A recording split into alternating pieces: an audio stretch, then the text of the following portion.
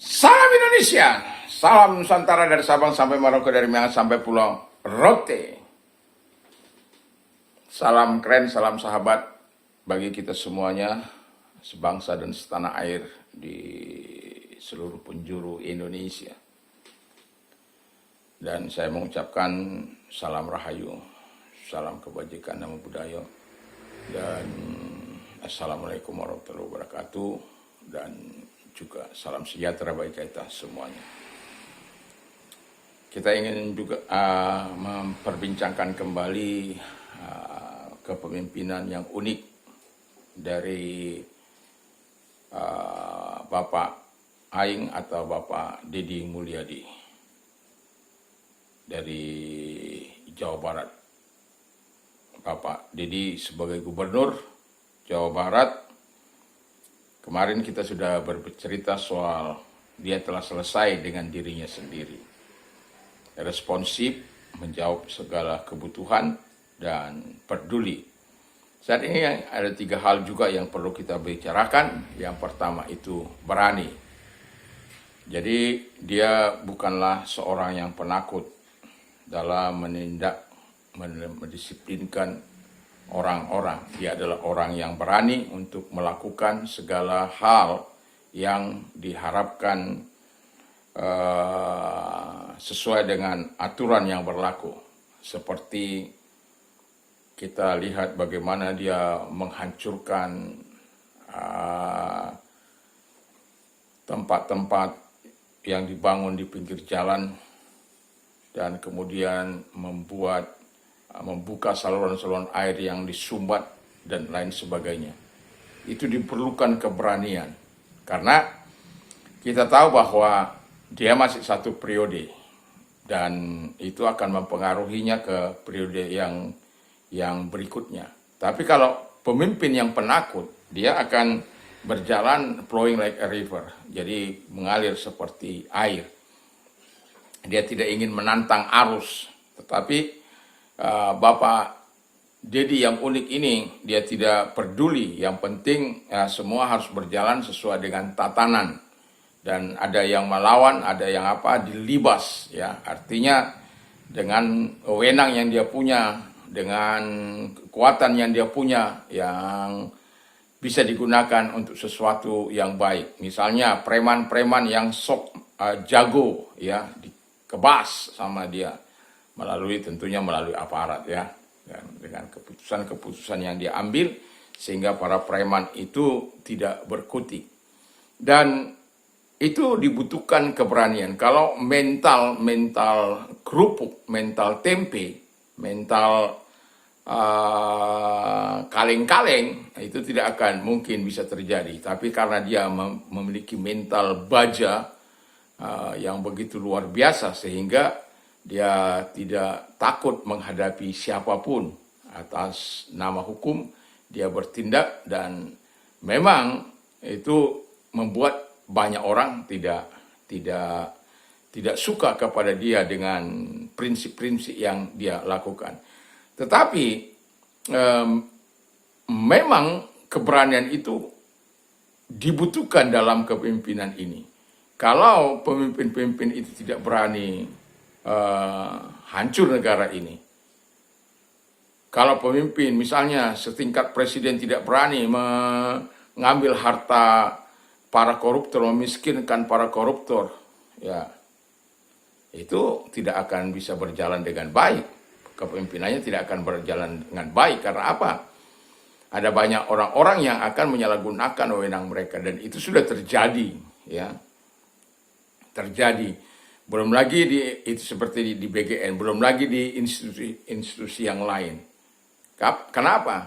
Karena ketidakberanian dari pembuat undang-undang, pemerintah untuk menyita.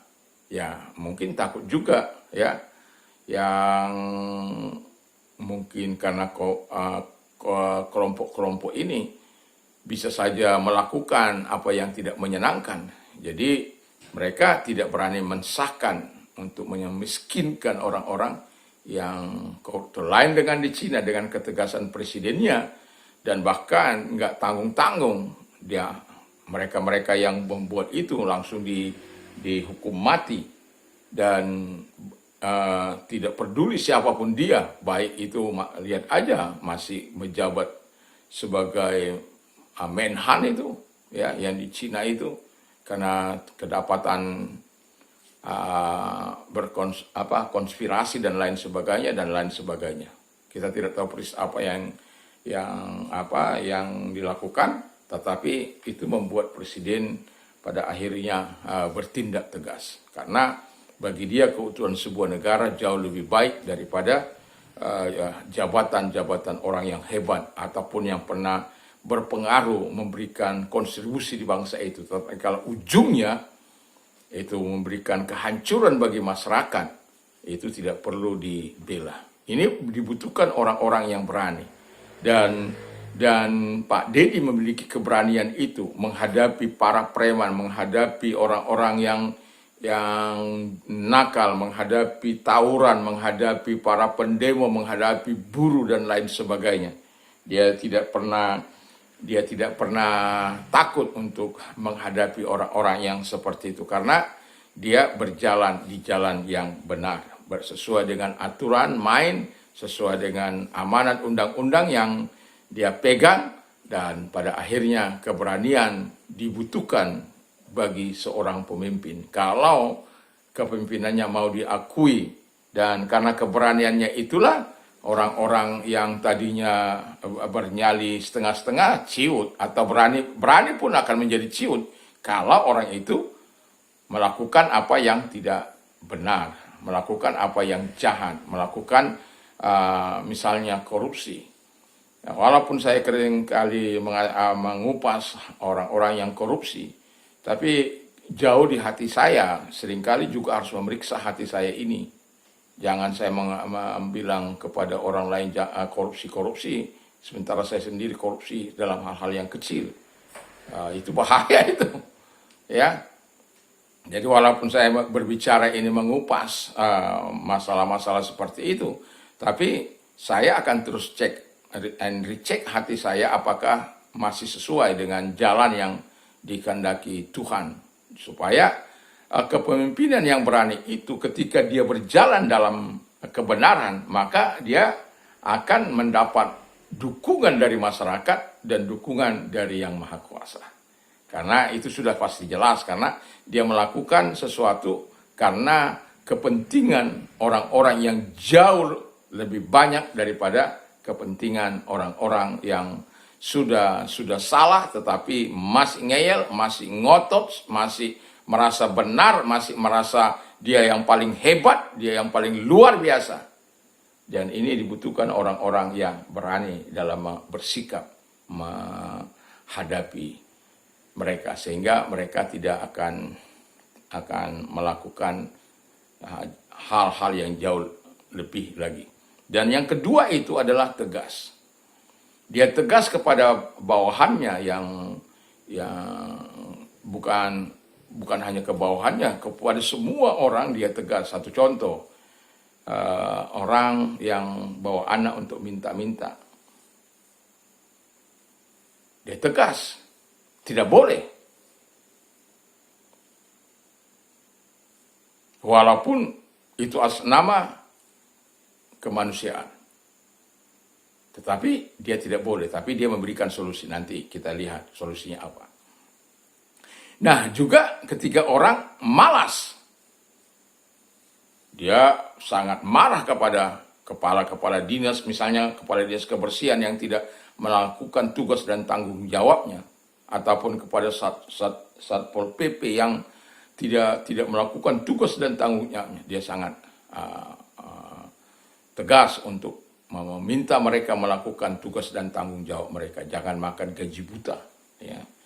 Dan itu kalau pemimpinnya tidak berani dan tidak tegas, ya habis dah. Ya.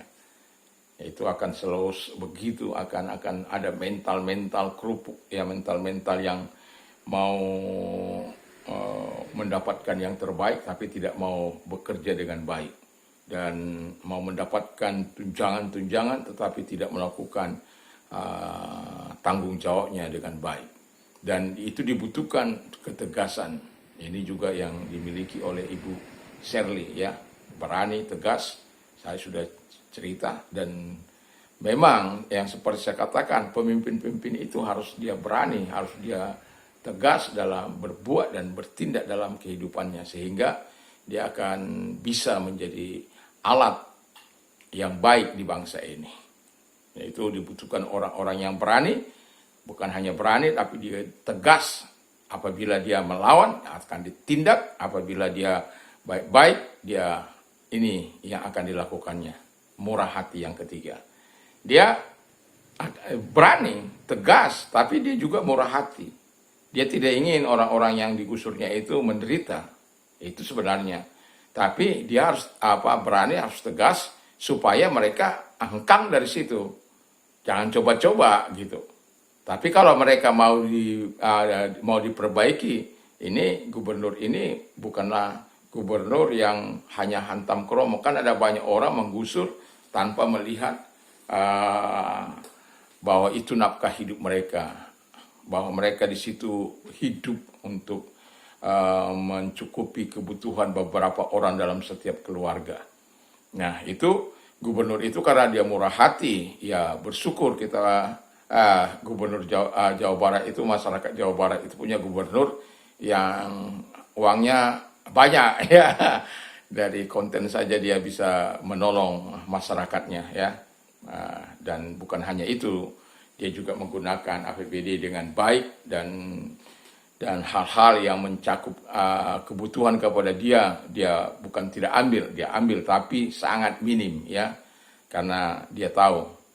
Dan dia juga mengeluarkan banyak orang, itu tipe-tipe orang yang murah hati. Dia berani, dia tegas, tapi dia juga murah hati. Kalau orang waktu dia bertindak tegas, orang melawan, ya sudah habis. Ya. Tapi kalau orang itu tegas dan meminta mengeluh kesahkan tentang hidupnya, nah, itu bahkan ada yang dikasih diperbaiki tempatnya, diperindah, tapi dengan catatan bahwa semua itu harus menuruti ya apa yang diinginkan oleh Pak Dedi demi keindahan Jawa Barat di bawah kepemimpinannya. Jadi itu sesuatu yang sangat luar biasa. Ada banyak orang berani, ada banyak orang tegas, tapi tidak murah hati, justru menyengsarakan. Kami masih ingat, masih kecil saya di masa yang lampau. Bagaimana di masa yang lampau kehidupan kami cukup baik ya, dengan kios dua kios itu kami cukup baik ya dalam kehidupan. Istilahnya tidak ada yang kurang lah dengan hasil dari 2 kios itu, dan kami juga berternak, punya sawah, punya ladang, dan lain sebagainya. Dan mama saya itu punya kelebihan. Kalau dia punya uang, dia belikan tanah, ya, dia belikan sawah, dan lain sebagainya. Jadi, walaupun setelah dia tiada, kita tidak tahu tanahnya di mana. ya, apalagi yang jauh-jauh kita tidak tahu apakah itu, ya sudahlah, ya. Karena kita juga nggak ada di kampung. Yang tahu kita tanahnya cuma satu aja, dia tempat yang sekarang ini, tempat dia ada, ya. Artinya di kampung itu. Dan saya sudah tanya adik saya di mana ini, bagaimana ini, sudah nggak tahu bagaimana ujung rimbanya. Yang ada satu lahan yang sangat memberikan istilahnya hasil padi yang cukup lumayan, tetapi ketika ibu saya sudah tidak ada, artinya dia menghilang ya dari radar dan sampai sekarang belum ditemukan.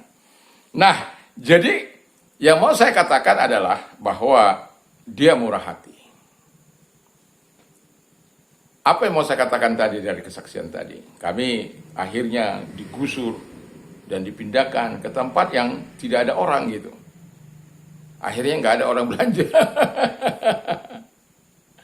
Memang kami masih tetap dapat 2 kios, masih tetap tetapi ya sudah tidak lagi seperti yang di masa yang lampau itu. Ya, jadi ya memang ketika ada pembaharuan ingin apa, tapi semuanya kan harus diperbaiki, jalannya harus diperbaiki, tempatnya harus ditata bagus dan lain sebagainya. Ini jalannya rusak dan kemudian tidak ditata dengan bagus, dan pada akhirnya orang ya akhirnya ada yang jualan di tempat yang lama, ada jualan tempat yang baru. Orang masih tetap ingin berada di tempat yang lama ya. Dan tapi memang ya begitu, bermain-main dengan apa petugas keamanan kecamatan gitu ya. Ya itu yang mau saya katakan adalah itu pemimpinnya nggak murah hati ya, jahat itu. Dia tidak mau tahu dengan penderitaanmu, dia tidak mau tahu dengan keadaanmu.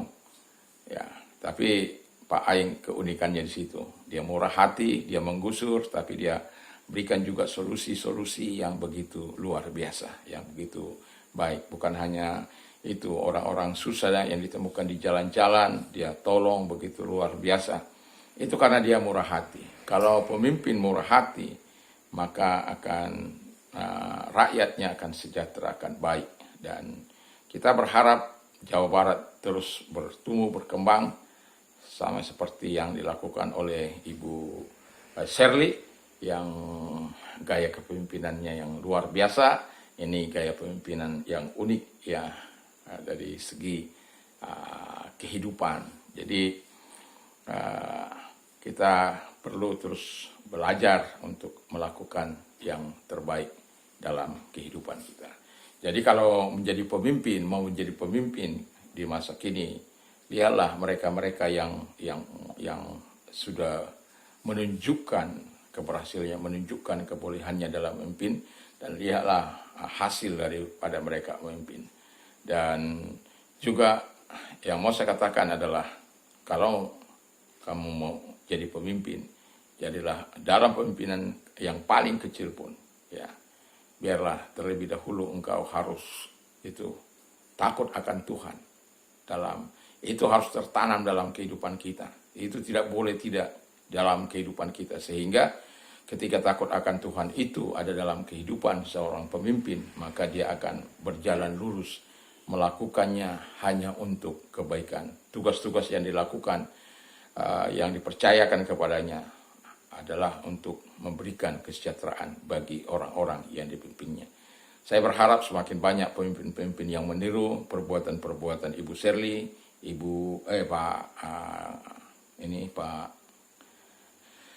Pak Aing, Gubernur Jawa Barat, dan biar semua Indonesia dari Sabang sampai Merauke yang dari ujung ke ujung ya. Kita tahu bahwa ada ujung di Rote sana, ada ujung di Miangas sana, ada ujung di Sabang sana, ada ujung di Merauke sana. Jadi itu sebabnya kita berharap, ini saya dengar sudah 38 provinsi, dan itu luar biasa, dari 27 provinsi berarti sudah tambah 11 provinsi. Yang semoga itu menjadikan Indonesia lebih baik dari sebelumnya. Jadi ketika Anda memiliki kesempatan untuk memimpin di provinsi, di kota, dimanapun atau di organisasi manapun, lakukanlah yang terbaik. Yang terutama itu harus selalu memiliki takut akan Tuhan itu dalam kehidupan sebagai pemimpin. Tegas iya, berani iya, murah hati iya, tapi harus semua berlandaskan kepada takut akan Tuhan. Karena kalau kita murah hati, nggak takut Tuhan, kita bisa memanipulasi ya. Kita berani, kalau nggak takut Tuhan, kita bisa menindas. Tegas, kalau kita nggak berani, kita bisa semena-mena. Jadi kalau kita berani, ada Tuhan, kita akan bertindak sesuai dengan hukum. Dan kalau kita tegas, maka kita juga punya belas kasihan dan murah hati kepada mereka, supaya mereka tidak sengsara dari apa yang kita lakukan. Semoga Indonesia semakin jaya ke depan. Mantap, mantap, mantap.